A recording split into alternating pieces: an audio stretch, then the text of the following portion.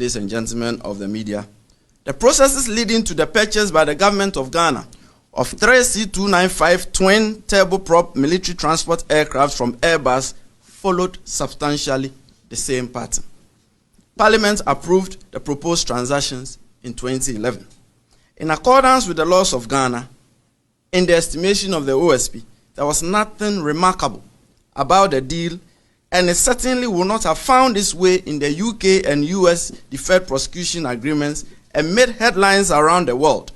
but for the involvement of former President John Dramani Mahama and his younger brother of the full blood, Samuel Adam Foster, also known as Samuel Adam Mahama, and his associates, as recounted in the UK and US deferred prosecution agreements. The OSP investigation found no evidence that former President Mahama was involved or played any role in the procurement and maintenance of the agency relationship between Airbus and Foster and his associates in respect of the purchase by the government of Ghana of military transport aircraft from Airbus. And it appears to the OSP that the direct communications and meetings between former President Mahama and officials of Airbus to close the deal were actuated by good intentions on the part of the former president. It also appears that Foster and his associates became involved as intermediaries in the Airbus Ghana deal after the decision by the government of Ghana in preference of the C-295 aircraft. Therefore, it seems that Foster's Airbus intermediary role at the time his brother served as the vice president of Ghana was a case of luckless coincidence that attracted the disapproval of the UK and US authorities. The OSP found no evidence that suggests that the involvement of Foster as an intermediary of Airbus and the direct communications and meetings between former President Mahama and officials of Airbus to close the deal between Airbus and the government of Ghana amounted to any corruption and corruption-related offense in respect of which the OSP has a mandate. However,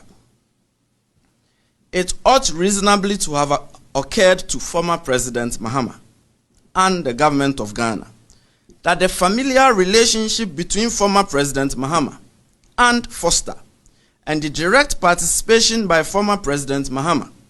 in the communications and meetings with Airbus officials were bound to raise reasonable suspicions of improper conduct and dealings, notwithstanding any claims to good faith conduct and above-board dealings,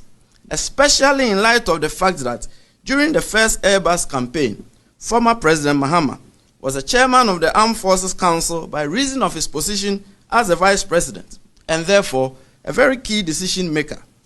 Such close proximity dealings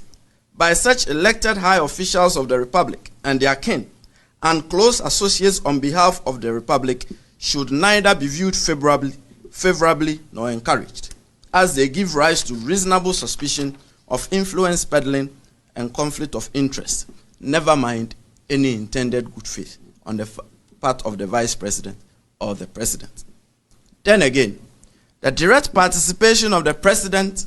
and the vice president on behalf of the Republic in commercial communications and meetings with commercial entities should not be encouraged either,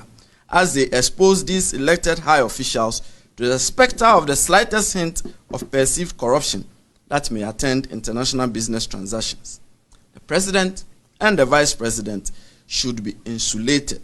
from such direct commercial dealings.